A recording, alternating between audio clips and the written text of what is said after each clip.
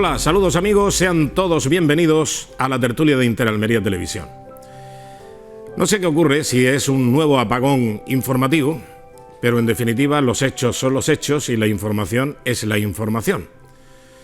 Y lo cierto es que Cruz Roja ha atendido en los últimos días, concretamente en fin de semana, a casi 400 inmigrantes ilegales. Y que en esas mismas fechas, tan próximas, se han encontrado 8 cadáveres en las costas de Almería. ¿Qué es lo que está ocurriendo para que esa información se haya demorado tanto, se haya atomizado, se haya dosificado de tal manera que prácticamente a los medios de comunicación ha llegado con cuentagotas y tarde? Estamos hablando de un nuevo apagón informativo por parte del Gobierno de España, del Gobierno social comunista. Estamos hablando de instrucciones recibidas por la subdelegación del Gobierno en Almería. No lo sé, pero en todo caso lo cierto es que la información llegó tarde y muy diseminada, y la realidad es otra bien distinta. Que solamente lo que ha podido constatar Cruz Roja, o por lo menos lo que ha podido llegar y tratar en la Cruz Roja en Almería, han sido casi 400. Evidentemente han sido más los que han podido llegar, porque ya saben ustedes que un porcentaje no llega a ser controlado y entran sin ningún tipo de control porque no hay ni policía ni Guardia Civil. Por cierto, Guardia Civil especialmente está sobresaturada de trabajo. Dicen que ya no pueden más, que no tienen medios suficientes, que no tienen efectivos suficientes, que esto les desborda. Otro tanto ocurre con la Policía Nacional. Así que, ¿cuáles son las medidas que se están poniendo de manifiesto para evitar que esto continúe? Y sobre todo, con el resultado de víctimas mortales que aparecen arrojadas por el mar en las costas de Almería. Bueno, saludamos ya a nuestros contertulios. Antonio Jesús Hidalgo, muy buenas noches y bienvenido. Buenas noches, Andrés Felipe. ¿Qué tal? ¿Cómo estamos? ¿Bien de salud? Pues bien, después del resfriadillo este veraniego que me ha tenido apartado de ella. Ahora es que te resfrías y enseguida las pruebas de COVID. Efectivamente. Bueno, afortunadamente ha sido negativo, pero bueno, resfriado veraniego, simplemente. ¿Por lo demás? Bueno, pues viendo cómo cada día nos pone más a prueba esta Santa Madre Naturaleza, ¿no? No hemos terminado todavía una pandemia y ya nos enfrentamos al tema este del volcán, que supongo que estará ya architrillado en esta tertulia. Y aparte que yo desconozco, a mí me sorprende esta mañana las cifras que daba no sé si se llama el comité de expertos o la comisión sísmica de Canarias, que decía que prevé que va a estar activo entre 24 y 82 días. Es poco menos como decir que mañana puede o no puede llover. O sea, que es que ante esto se está poniendo de manifiesto la lejanía que tiene el ser humano con respecto a la naturaleza, ¿no? Estamos muy lejos todavía. Sobre todo en este tipo de cosas, erupciones volcánicas, terremotos, y no te digo nada de algo también impredecible, como pueden ser caídas de meteoritos o de asteroides y cosas de ese tipo. En fin, o visita de extraterrestres, que era lo que decían ya cuando ya teníamos faltaba, tanto, ¿no?, pasado, Sí. pues ahí en las redes ya de cachondeo, porque es que claro, ya llega un momento y dice, este gobierno es tan cenizo que ya lo único que nos puede llegar, es que es verdad, ojo, porque yo conozco algún torero que decía, ojito con este gobierno, porque yo conozco el malfario y lo que es un cenizo. Y el cenizo cuando se prodiga es que nos puede caer de todo y nos está cayendo de todo. En fin. Rafael Marto, buenas noches. Buenas noches. Es un componente importante, sí, el cenizo. Pero eso me recuerda también otro mensaje de estos de WhatsApp que me llegó, que decía, algunos echamos de menos cuando para aplacar la furia del volcán bastaba con echar al jefe de la tribu dentro de él. Eso eran los mayas y los olmecas, menudos bichos. Entonces, bueno, pues sí, la verdad es que... tiraban allí en los...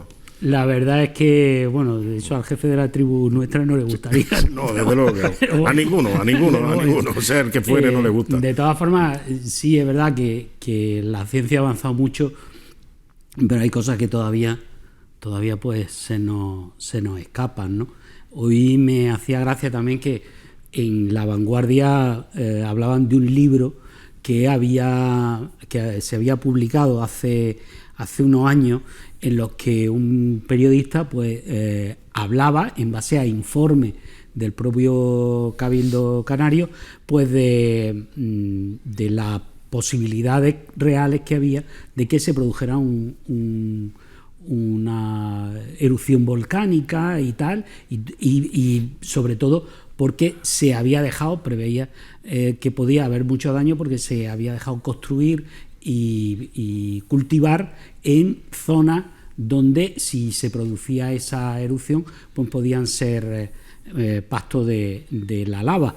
Y claro, decían, bueno, es que claro, esto era previsible. Y yo cuando lo leía y digo, bueno, también hay informes muy serios, hechos por científicos, que hablan de que Adra es inundable, Valerma es inundable, el Zapillo inundable, Almerimar es inundable, la Cañada entera es inundable, el Toyo es inundable. Sí. Claro, alguna vez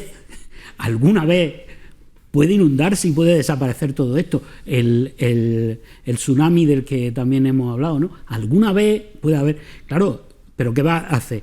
Sometes toda tu actividad humana, productiva y de la propia vida a que es posible que alguna vez haya una erupción volcánica. Es posible que alguna vez, hombre, pues claro. Puede caer también un meteorito, pues claro que puede caer un meteorito y una nave espacial y un avión. Estamos aquí cerca del aeropuerto. ¿Puede estrellarse un avión aquí en los estudios de la televisión? Hombre, claro. Bueno. Yo estoy de acuerdo contigo en eso que dices, que no puedes someter la actividad, digamos, ordinaria, normal, a la posible o a la previsión de que pueda pasar algo. Pero a mí, en cierta medida, me genera cierta incertidumbre la situación del volcán de Canarias, de La Palma. No sé si son teorías catastróficas o no, pero parece ser que hay una teoría que apunta incluso a la posibilidad de que parte de la isla pudiera desaparecer en función a la evolución de esa erupción volcánica, y parece que lo estamos convirtiendo, la primera la ministra, en un espectáculo. Es decir, la cantidad de medios de comunicación que se han desplazado allí, no se está produciendo una evacuación de la isla, sino que lo que se da es parcialmente por zona, por pueblo. Es verdad que la lava avanza lentamente, ¿verdad? Pero si dan margen de actividad sísmica y volcánica entre 24 y 82 días soltando lava a esa cantidad, es muy preocupante. Y aparte puede variar, porque de hecho parece que ha entrado en una nueva fase que está ampliando la cantidad de lava. Sí, hoy está más eruptivo, hoy está más violento. Claro, estos son los prolegómenos. Una erupción volcánica, ten en cuenta de que son hectómetros cúbicos de magma lo que hay en el manto, a muy pocos kilómetros de profundidad, y eso es una olla a presión, y ahora está empezando el pitorro ese de la olla express, está empezando ya a girar, pero cuando eso se calienta es que prácticamente se levanta. Con el peligro añadido de cuando llegue al mar, la cantidad de gases que va a liberar y demás, o sea que probablemente, no sé si procedería empezar a evacuar por la pero mira, es que esto de la naturaleza lógicamente es muy atractivo, porque es que, claro, la fuerza de la naturaleza, y cuando no las conoces... Es bellísima. Es bellísimo. Yo recuerdo, en un verano subí al Etna, en Sicilia, y era precioso, porque estaba el volcán, estaba tranquilito, estaba echando humo, siempre estaba semidormido, por así decirlo. Oye, cuando llegamos a casa después de las vacaciones, en la televisión, a los pocos días de principios de septiembre, que no recuerdo el año exactamente, pero en los primeros días de septiembre veo que ha habido una erupción tremenda del Etna, y digo, el kiosco donde yo compré unas piedras que todavía tengo en casa, se lo ha llevado. Bueno, el kiosco desapareció, se lo llevó la lava, y estamos hablando de un volcán que cíclicamente tiene erupciones además violentas. Lo mismo que también navegando, viendo el Stromboli, dices, ¿cómo es posible que esa gente... Claro, es que viven en un lado de la montaña. Entonces, ¿cómo se llama? El Escassi di Fuoco o algo así, que es el riachuelo de fuego, que es una lámina. El Stromboli es una lámina por donde cae siempre la lava cuando hay una erupción. Pero el pueblo está al otro lado y está viviendo en el volcán. Y es un pueblo donde, bueno, pues allí la gente vive y vive del turismo. Y ha habido celebridades que van allí pero mira, si hasta Dolce y Gabbana tenían allí Claro, pero si eso es la misma pregunta que muchos nos hacemos cuando vemos cíclicamente los tornados en Florida, en todo el Golfo de Florida. Sí, lo que es el corredor de los tornados, es que ya tiene nombre. ¿Cómo la gente sigue contra? Porque es su casa. Claro. Quiero decir, porque han nacido ahí y no se quieren ir de ahí. O en Japón con los terremotos. En Japón, sí.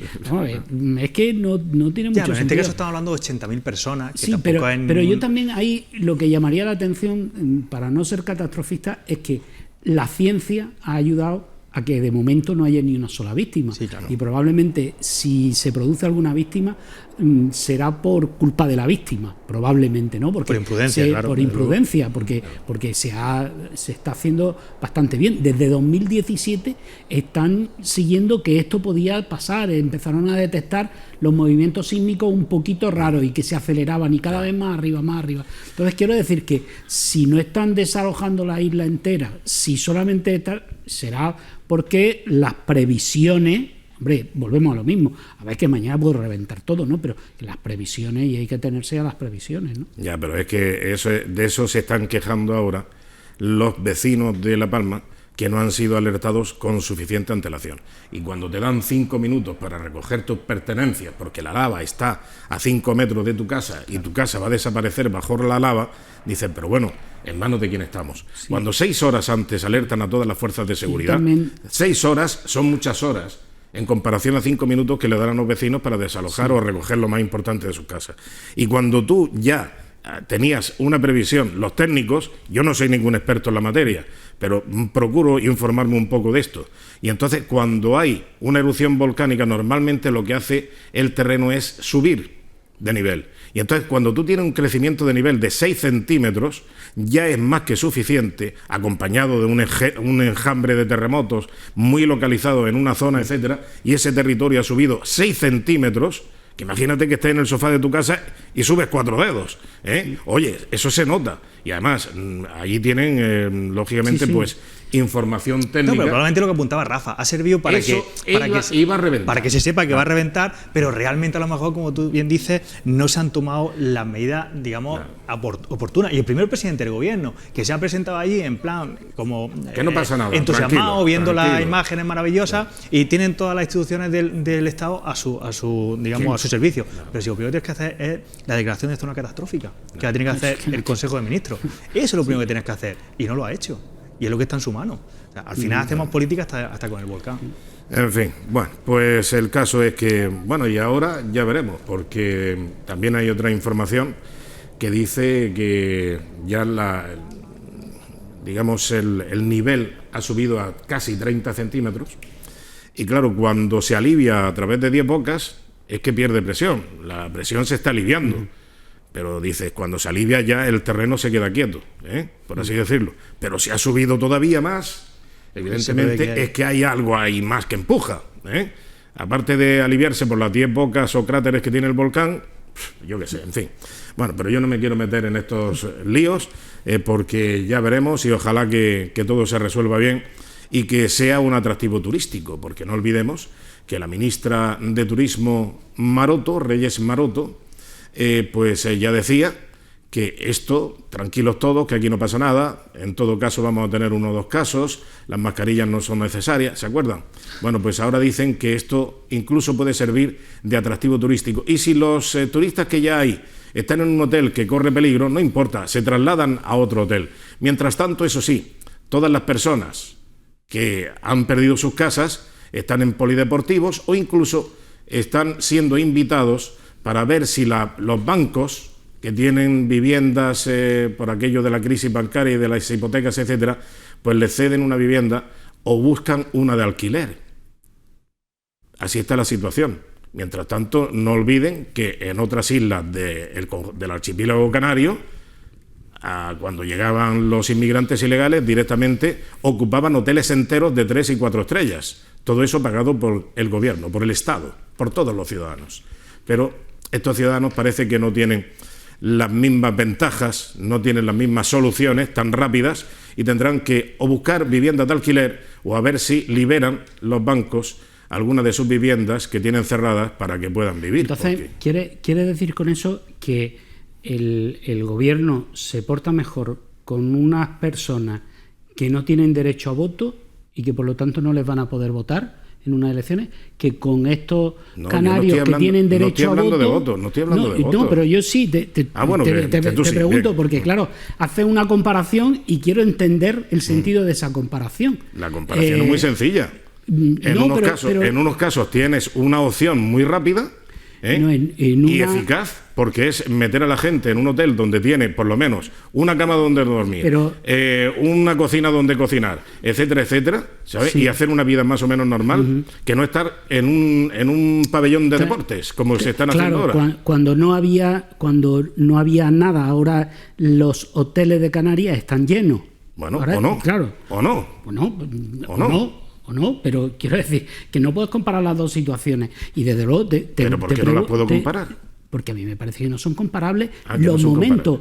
Los momentos. En los momentos críticos, donde hay una situación crítica, evidentemente hay que buscar soluciones eficaces. Claro, y lo que digo es, si en ese momento se metió a los inmigrantes en hoteles...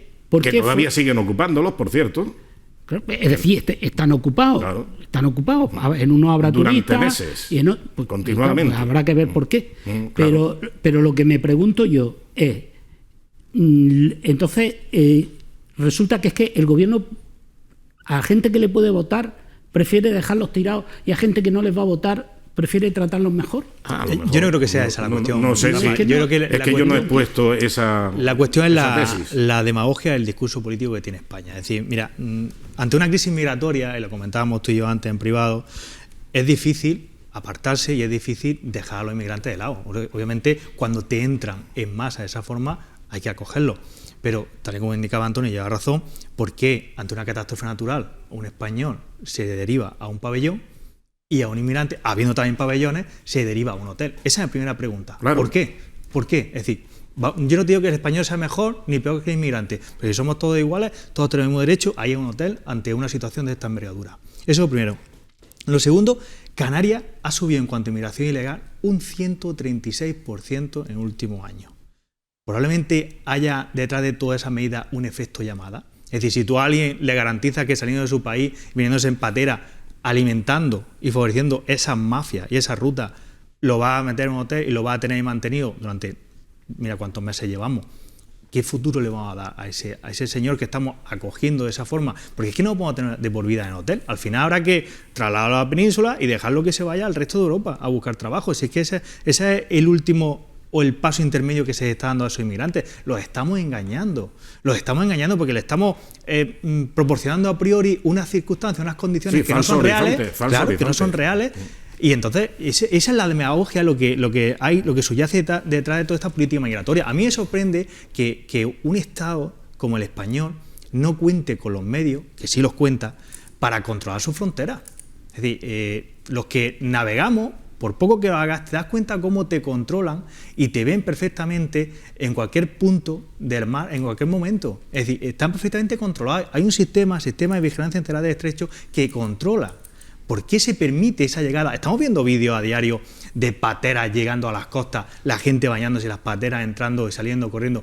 Eso es imagen de un Estado serio como debe ser el nuestro, o incluso de un Estado, no, de la propia Unión Europea, que somos frontera sur de la Unión Europea. Vamos a ver, este tipo de cosas, de la entrada de inmigrantes ilegales, eso pasa en todos los países del mundo. No. Sí. Rafa, mira, al nivel y a la escala que está pasando. A Marruecos llegan millones.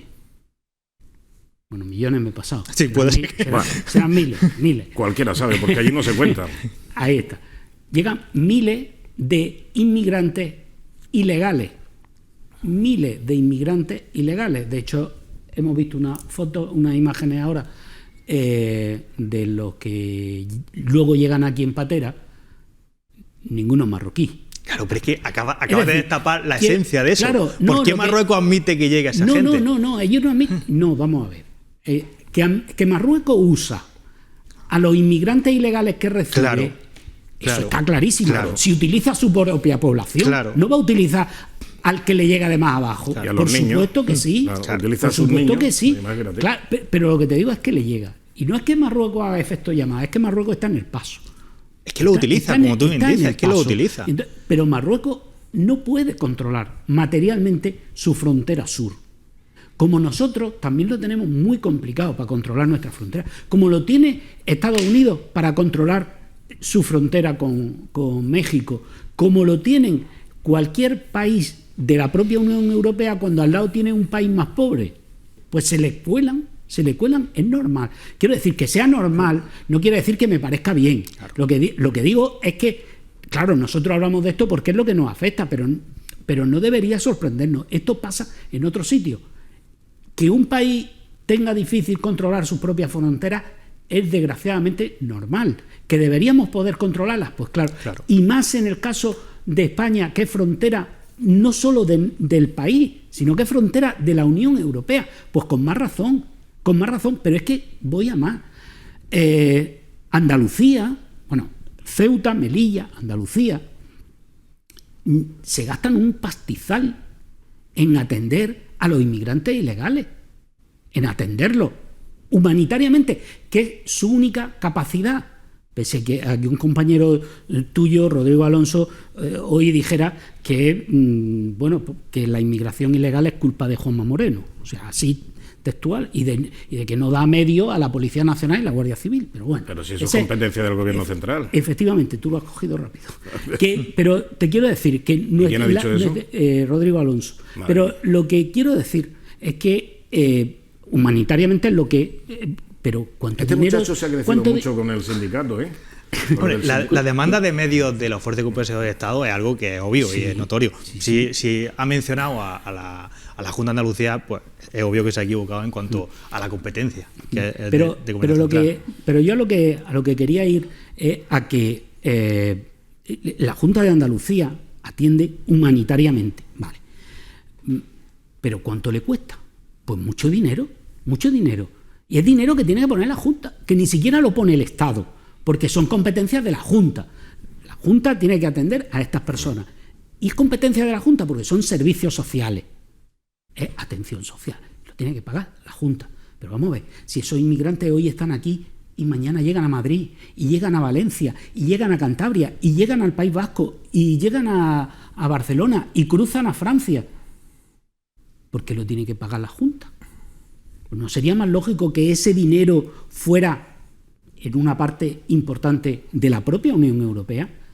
Que el control de las fronteras también tuviera su participación económica la Unión Europea. Claro, pero sí, que esa es la base, porque aparte tenemos, digamos, el recurso legal, porque la ley de extranjería permite las devoluciones. Entonces, al final está la política hipócrita del gobierno, que lo que hace, que lo que estamos haciendo es alimentar esas mafias, permitir la llegada masiva y generar, como tal y comentábamos antes, expectativas erróneas en esos inmigrantes, porque tal y como tú indicas, llevar razón... Y soluciones también un poco chapuceras, claro, como por ejemplo, además, yo creo que hoy lo apoyaba también el presidente del Partido Popular, Pablo Casado, apoyaba esa iniciativa, que era la iniciativa del Gobierno de España, de decir a todo aquel que se ha quedado sin vivienda en La Palma,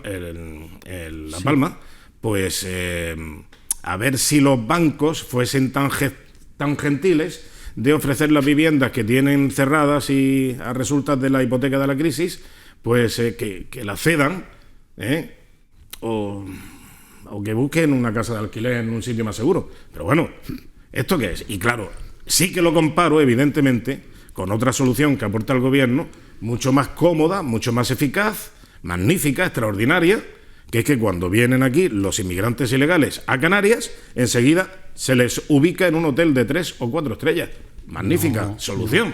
Oye, enseguida no. Ah, no, bueno, enseguida no, pues pasan 2 días. No, cuando ya está saturado, tú mismo has dicho el porcentaje en que ha subido la inmigración ilegal en Canarias, cuando tú ya tienes todo saturado, todos los sitios donde los tienes que meter saturados, cuando... en vez de coger y trasladarlos rápido a otros sitios para descongestionar y devolver a aquello, que por cierto el gobierno no sabe a cuánta gente devuelve de la que le llega por cada sitio, es muy curioso. No debería tener, pero hay una respuesta parlamentaria muy interesante, porque el gobierno reconoce que no sabe de la gente que le llega, de los inmigrantes ilegales que llegan a cada sitio, a cuántos devuelve a su país. No lo sabe. Ya. lo reconoce. Pero es que se produce. Bueno, mira, estabais hablando de lo que cuesta, Claro. el dineral que cuesta Claro. esto. Bastante. Andalucía, Ceuta, Melilla, lo que tú decías anteriormente, Rafa. Cuesta un dineral. Claro, es que te das cuenta que efectivamente esto vale mucho dinero. Cualquier servicio, por pequeño que sea, vale mucho dinero. Te voy a poner un ejemplo. Una asistencia de auxilio marítimo de junio de este año, hace 2 meses. Asistencia marítima prestada a una embarcación determinada de bandera española por nuestra unidad de salvamento, SPICA, con aplicación de tarifas oficiales aprobadas por orden ministerial de fecha 30 del 8 de 2013, Boletín Oficial del Estado del 12 de 9 de 2013. Importe de la asistencia. Estamos hablando de una embarcación pequeña, a la altura de la térmica, desde la térmica al puerto. 443,33 euros. No estamos hablando de un salvamento marítimo a 27 millas de distancia. Con helicóptero, con barco helicópteros, y con barcos, recogida de 30 con personas. no sé cuántas horas de combustible, etcétera, etcétera, y luego atendiendo a personas, porque tiene más riesgo que un operario, pues bajarse a la embarcación, darle amarre y venga zumbando para puerto. O sea, eso vale 443,33 euros. Una embarcación pequeñita. Y dices, bueno, esto es lo que les cuesta a los españoles, evidentemente. Esto es lo que nos cuesta a los españoles cualquier tipo de asistencia de este tipo. Ya digo, ahí al lado y en 5 minutos prácticamente de navegación. Tú imagínate el gasto que supone trasladarse a muchas millas de distancia y con un operativo y con un gasto en combustible, etcétera, etcétera, etcétera, muchísimo mayor. Pero claro, esto lo tienes que pagar, de tu bolsillo. Claro, aparte también pagamos, lógicamente, el resto de gastos que acarrea la asistencia marítima cuando lo que hacen muchas veces es un transbordo. Porque claro, van con una patera o un barco nodriza, lo dejan a medio camino, llaman por el móvil, oye, ¿qué tal? Que no sé qué, que estamos a la deriva, que no sé qué, no sé cuánto, ¿cuántos sois? Pues 17, 28, 14, los que sea. Pues para allá va el barco, venga, no os preocupéis, enseguida vamos a recogeros, os llevamos a un barco más seguro y a puerto. Y eso vale un dinero, evidentemente. Y ahí tenemos algunos activistas y algunas activistas que viven de esto, de lanzar la llamada para que se movilicen todos los servicios de rescate y de salvamento marítimo. Aparte pagamos eso. Pero cuando a ti te ocurre un percance, 443 pavos. ¿Estamos? Así funciona esto. Se está colaborando activamente con esas mafias. Si es que se está colaborando con ellos.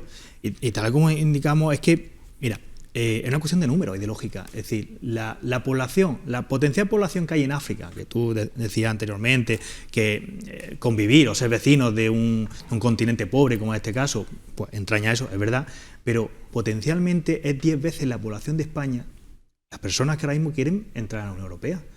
Y eso es insostenible. Es que eso es insostenible, eso no se puede, Rafa, en fin. Esa es la realidad. Eso no se puede, ningún país puede asumir eso. Rafa, por terminar, venga, si te quedas con la gana, tú dilo, hombre, que no hay ningún problema. Por favor. Sí. Y además, si no es hoy, es otro día sí, volver al tema, ¿no? No, pero que efectivamente eso es insostenible. Las soluciones son otras. Y son soluciones que habría que decir, a largo plazo. Lo que ocurre es que ese a largo plazo debía haber empezado hace mucho tiempo. Yo lo que digo es que a día de hoy, las soluciones no son fáciles, porque se habla mucho de la devolución de los inmigrantes. Bien, si es que eso es lo que dice la ley. El problema, insisto, es cuando te llega un tío... Identificar de dónde procede, para devolverlo. Tú tienes o dónde lo mandas. O sea, estos que hemos visto bajar ahí de salvamento marítimo y que son atendidos por Cruz Roja, si no te dicen de dónde son, ¿qué pasa? ¿Los azotas hasta que te lo digan? Incluso una vez que... Por cierto, otro gasto añadido. Cruz Roja cobra por cada atención. Claro. Atención. Y no cobra poco, Cruz Roja. Pero si es que, además, si a estas personas, imagínate, le saca y te dice, yo soy de Senegal, lo sube en un avión, lo lleva al aeropuerto de Senegal, y te dicen allí, este no es ciudadano nuestro. ¿Qué haces con él? Ese es el problema. Ese es el problema. En fin. Como el caso de menores, que la ley exige que se le pregunte al menor. ¿A qué menor le vas a preguntar tú si quiere retornar a su país? No, si aquí estoy como un marqués, yo me quedo aquí en España. En fin. Bueno, hablando de economía, tenemos que hablar de la financiación de las comunidades autónomas. Precisamente Juanma Moreno y Ximo Puig, respectivamente presidentes de Andalucía y de Valencia, pues han mantenido, digamos, una reunión conjunta que va más allá de una reunión, porque en definitiva es una fusión de intereses para reclamar al gobierno de España. No olvidemos que Ximo Puig pues está muy próximo al presidente del gobierno o al gobierno socialcomunista. Pero en fin, cuando hay necesidad, evidentemente aquí la ideología sale por la ventana, ¿no? Bueno, pues el caso es que Juanma Moreno y Ximo Puig se han reunido, han estado hablando largo y tendido sobre las necesidades que tienen ambas comunidades autónomas y que quieren reclamarlo al gobierno de España. Ya en Andalucía, por anticipar un dato, vamos por una deuda, o sea, el gobierno central adeuda a Andalucía nada más y nada menos que 10.800 millones de euros. 10.800 y pico millones de euros, porque esto todos los días va cambiando. Vamos a escuchar las declaraciones de ambos dirigentes de comunidades autónomas, primero Andalucía, después Valencia. Cada andaluz recibe al año 110 euros menos que la media nacional. Pero es que en el caso de la Comunidad Valenciana estaríamos hablando de 200 euros, ¿no?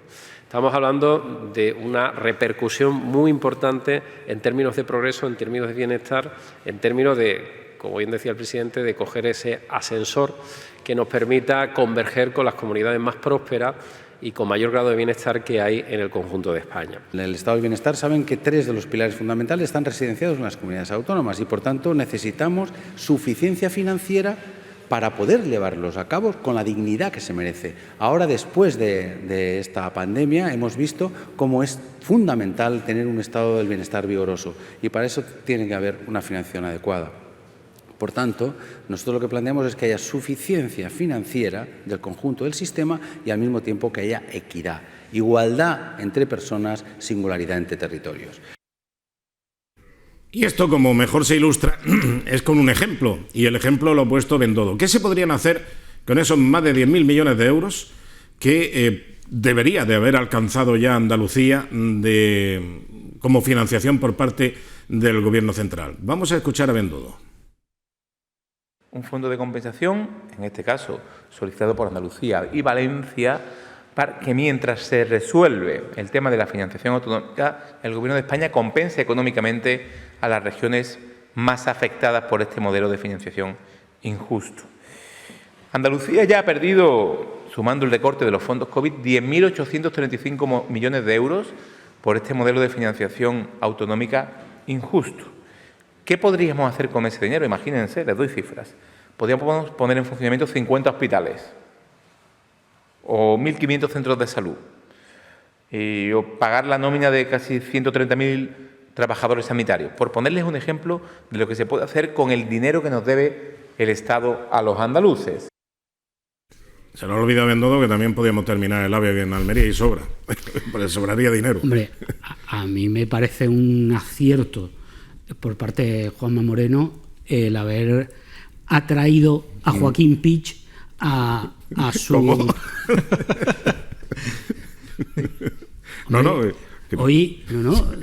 A ver, así es como ese cerebro privilegiado que Rodrigo Alonso ha llamado a Ximo Puig. ¿Quién lo ha dicho?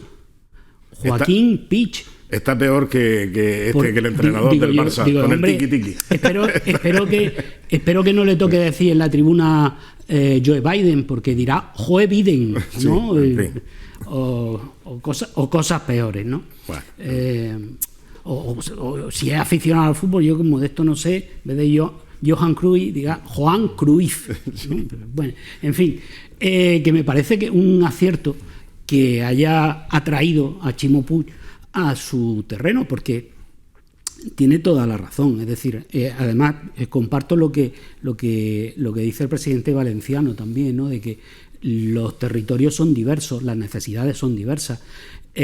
Lógicamente no es igual la inversión necesaria en Madrid, por ejemplo, que en Andalucía, porque no solo por el volumen de población, sino por la propia configuración. Claro.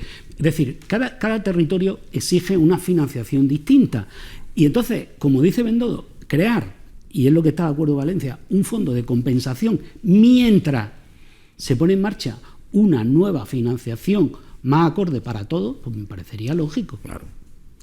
Bueno, yo no tengo problema con los idiomas cooficiales, puedo decir perfectamente Simopuy, siempre y cuando que se respete el castellano como lengua vehicular, no tengo ningún problema. Vamos a ver, el modelo de financiación autonómica está estrechamente vinculado al Estado autonómico actual. Y el Estado autonómico actual en España se configuró en un principio magníficamente bien de los padres de la Constitución, poniendo como principio básico, primero, la solidaridad interterritorial y, segundo, la prohibición de desequilibrio entre territorios. Y eso se ha venido incumpliendo sistemáticamente desde los inicios, porque hemos visto cómo territorios como Cataluña y País Vasco han avanzado mucho más en competencia y en, digamos, un modelo de financiación más ventajoso para ellos que el resto, y siempre Andalucía se va a perjudicar cuando somos la población, o sea, la comunidad autónoma con más población de España. Siempre nuestro peso específico en Madrid no ha pintado nada, con lo cual dentro del desarrollo de ese Estado autonómico no hemos pintado nada. Y ahora, yo creo, como apuntabas tú, que la declaración del otro día del presidente de Andalucía creo que han sido muy acertadas, porque al hilo de la mesa bilateral con Cataluña, que no tiene ningún sentido, ni tiene sustento jurídico, porque eso no lo permite la Constitución, que tú negocies directamente con una región tu modelo de financiación o tu avance en cuanto al estatuto, porque para eso están las mayorías parlamentarias y la Constitución así lo exige. Y lo contempla perfectamente, si quiere hacer alguna reforma constitucional en ese sentido, en cuanto a referendo, en cuanto a avance del Estatuto de Autonomía. Entonces, me parece muy acertado, primero, que salga el presidente andaluz haciendo esa reivindicación también para Andalucía, y segundo, que haya acogido al valenciano en ese sentido. Claro, yo entiendo el resto están pillados porque son presidentes socialistas, la mayoría. Entonces, bueno, pues no le van a toser a su padre o a su jefe, ya sabemos que se gasta Sánchez. Pero sí es verdad que Andalucía en los últimos años ha dado un ejemplo de gestión económica eficiente. Estamos hartos de decirlo aquí. Hemos bajado impuestos, hemos subido recaudación, hemos subido gastos en sanidad, en educación y en dependencia. Hemos conseguido superávit presupuestario y hemos conseguido que Andalucía pase de estar a la cola en cuanto al resto de regiones, en la creación de empleo, en la creación de actividad, a estar encabezando esos rankings. Entonces, yo creo que por ahí deben seguir la estrategia. Eso lo pilla el PSOE en los tiempos de Susana Díaz, con Andalucía 3.0, Andalucía no de lujo, el PSOE, etcétera. O sea, esa gestión no se lo cree el PSOE ni en sus mejores Pero sueños. esos datos los pilla el PSOE y vamos, la campaña de publicidad. Cada 5 minutos. El superávit se lo gastan en publicidad. Se lo gastan en publicidad. Si están nerviosos por saber que hay superávit. Pero vamos, era que estábamos a 2 velas. Y estábamos diciendo que Andalucía era de lujo, extraordinaria. Andalucía avanza 2.0 o 7.k. A mí, entre las cosas que no me gustan de los políticos en general, es cuando hablan de que lideramos. O sea, cuando un político a mí me dice lideramos, ya se me viene todo abajo. Cuando te dicen, no, en Almería, por ejemplo, en Almería lideramos no sé qué, no sé cuánto. Andalucía lidera. No, es que yo no quiero ser líder de nada, ni quiero ser ejemplo de nada. Yo quiero que las cosas funcionen, ya está. Pero sí es verdad que en ocasiones. Pero me refiero con esto de pero si estoy de acuerdo en que la gestión económica que se está haciendo en Andalucía, pues está muy bien y los números están que ahí. Es mejorable, o sea, que claro que es mejorable.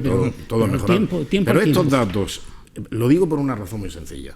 Estos datos, que aun siendo paupérrimos en los tiempos del PSOE, los vendían como de excelencia, estos datos los tiene ahora el gobierno del Partido Popular con Ciudadanos y el apoyo de Vox, y resulta que habrá muchos de ustedes que no lo saben, que de estar a 800 y pico millones de euros de déficit, ahora estamos a 85 de superávit, que de estar con las listas de espera hasta aquí y haciendo trampas, reseteando los 3 meses, etcétera, y las pruebas diagnósticas y todo eso, pues resulta que no lo sabe nadie.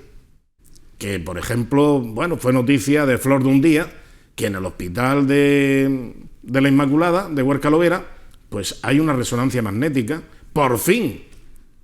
Porque antes, durante todos los años que ha estado gobernando el Partido Socialista, el que se tenía que hacer una resonancia magnética tenía que ir a Torre Cárdenas.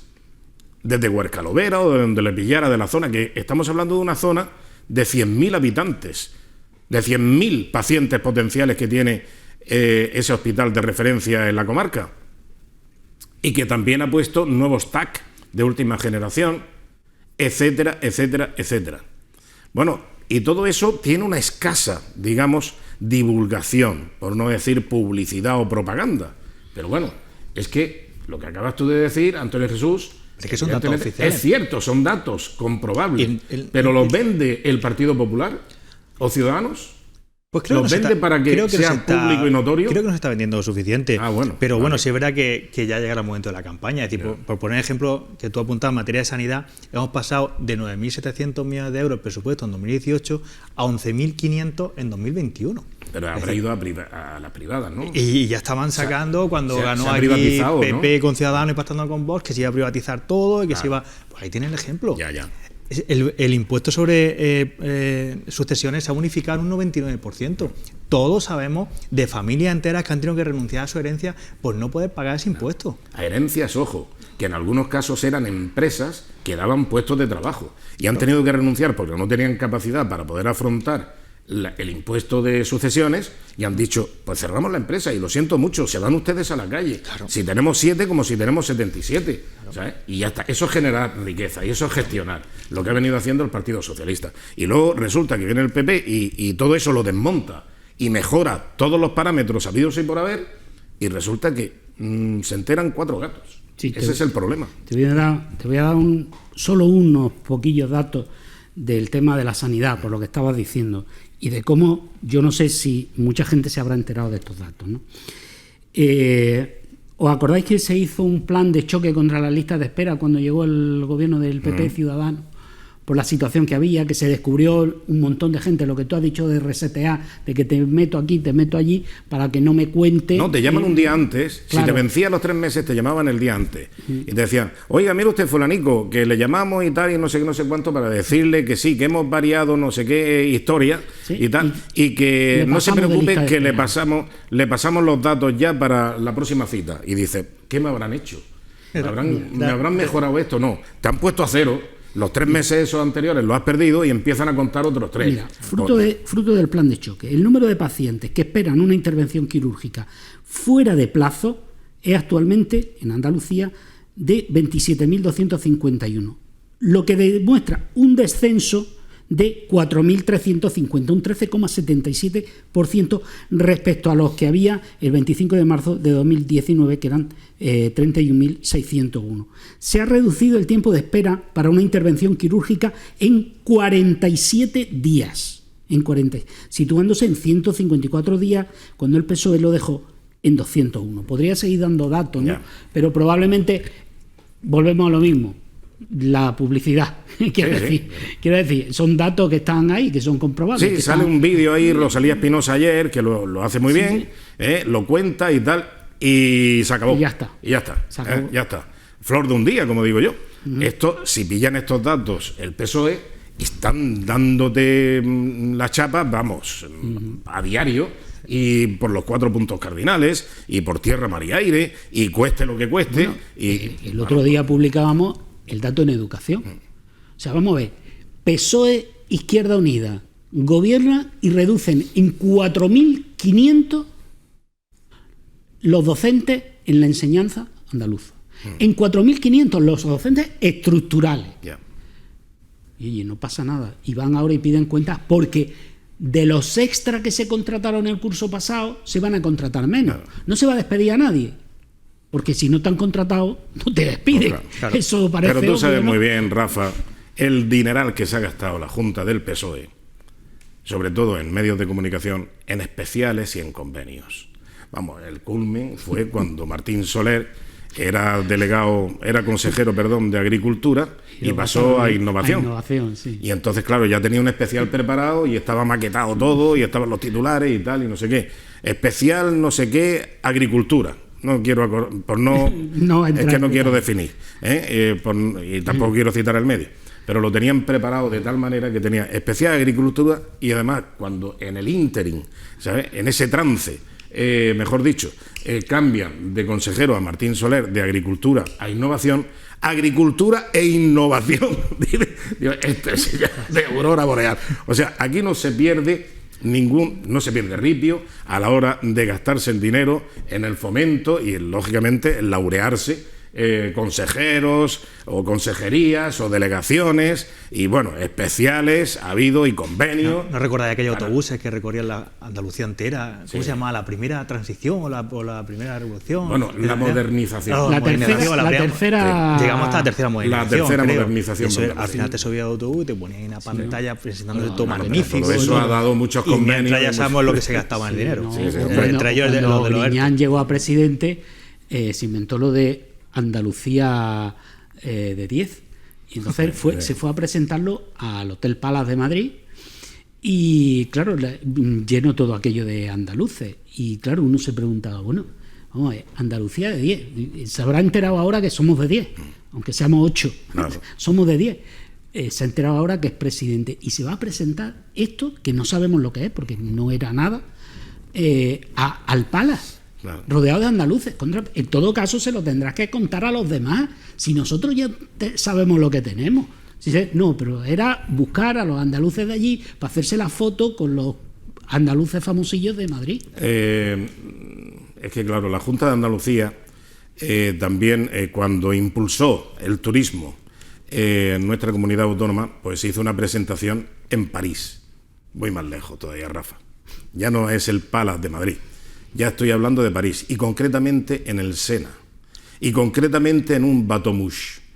Y a bordo del bateau mouche pusieron aquello que prácticamente perdía francobordo el barco porque se iba a hundir de la carga de langostinos que llevaba. ¿Sabes? Porque se gastaron en langostinos y en otras cosas, lo que no está en los escritos. Bueno, pues ahí estaba la prensa francesa también, en el bateau mouche. Que el bateau iba por el Sena, iba navegando, aquello era precioso, iluminado, una maravilla. Yo no estaba, he visto imágenes y me han contado lo que verdaderamente pasó. Bueno, ¿qué voracidad habría en Madrid? En París hay sitios magníficos para ir a comer, extraordinarios, y además baratísimos también, que no hay que irse a grandes restaurantes de ringo rango. Bueno, al final pasaron hambre los reporteros de París, porque es que al final le quedaron dos canapés, porque es que se acabaron con los langostinos. Y ya digo que el barco es que estaba estaba fondón ya de tanto langostino. Es increíble, por eso te digo. A mí eso me recuerda. A la hora, ¿qué repercusión tuvo aquello? Ninguna. Solamente que, claro, pues el cachondeo de que se comieron allí no sé cuántos kilos de langostino y que lo pasaron estupendamente bien. Uno de mis primeros reportajes de investigación.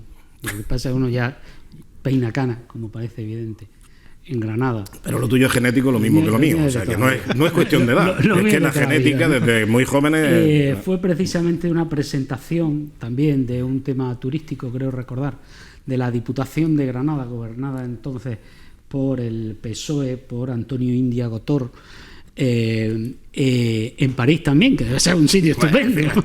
Para este tipo de cosas, ¿no? Y no solo pasó algo parecido a lo que cuentas, pero a nivel provincial, sino que también, y parte de la historia que contamos fue, digamos, la fiesta particular que se montaron... Sí. Un diputado y una diputada a costa de la Diputación, una ruta especial que duró incluso varios días más y en hoteles distintos al hotel de concentración. Ya sé. Ya caigo. Sí, ha habido sitios. También estuvo el sitio de Zaragoza, en un hotel que salió ardiendo, por cierto. Es que esa información ya puede vulnerar la ley de protección de datos. Así profundiza. No, pero ¿sabes lo que pasa? Que no me acuerdo de los nombres de ellos. O sea, te estoy hablando de hace tantos años. Oye, que yo sí me acuerdo. Yo estaba y en de Granada. Un crucero por el Mediterráneo también. En cuanto el Partido Andalucista coge la Consejería de Turismo, pues lo que hace el consejero es autorregalarse, por así decirle, un crucero con la familia y con amigos. Pero amigos en número superior a medio centenar. 50 y tantos, 60 y tantos, ¿eh? O sea, que magnífico. Teniendo en cuenta los votos que tenía el Partido Andalucista, no podían ser tantos. Bueno, sí, hombre, en el momento que tocas pelo, se arremolinan los amigos y eso crece, vamos, una cosa tremenda. Sería Pepe Núñez, ¿no? El mismo. No fue ese. No, es que ese fue el que hace 23 años declaró fiesta de interés turístico nacional de Andalucía el Cristo de la Luz de Dalía, que ahora pide el Partido Socialista que sea declarado fiesta de interés turístico. Exactamente, claro. Pues eso fue hace 23 años por José Núñez, del Partido Andalucista. O sea que el Partido Socialista ahora pide que se declare de interés turístico nacional el Cristo de la Luz de Dalías. Bien. ¿Y cuántos años hace? 23. 23. Estaban ellos gobernando, que lo tramitaron ellos. Vale, de acuerdo, estupendo. Bien, yo creo que son todos iguales. A mí recuerda a pequeña escala. Vícar lleva varios años presentando un FITUR, desplazándose el alcalde con un séquito de concejales, presentando un FITUR, una carrera, una prueba ciclista que lo organiza un club de allí del término municipal de 25 socios. O sea que puede participar a 50, 60 personas. O sea, irte a Madrid con el séquito que llevas a tu espalda a costa del ayuntamiento para presentar en FITUR una carrera ciclista, tío, de poco más de 40 o 50 personas. Al final son todos iguales. Bombo, autobombo y a toda esa cuenta del arca municipales, que es lo que preocupa. Sí. Bueno, pero todo eso fomenta el consumo de productos típicos de la tierra y de la mar, evidentemente. No olvidemos también algunos crustáceos que prácticamente han estado a punto de extinción, a su paso por algunos sindicatos y también del propio Partido Socialista. Pero en fin, todo esto ya incluyendo los jamones, los joselitos, las almejas. Bueno, la almeja es que almeja. Ha hablado me ha venido a la cabeza del gasto de dinero del PSOE, nada. También. Ha sido un despiste. Ha sido un despiste. En fin, yo creo que vamos a reconducir un poco la situación después de la publicidad, que creo que es conveniente. Enseguida volvemos. Hasta ahora.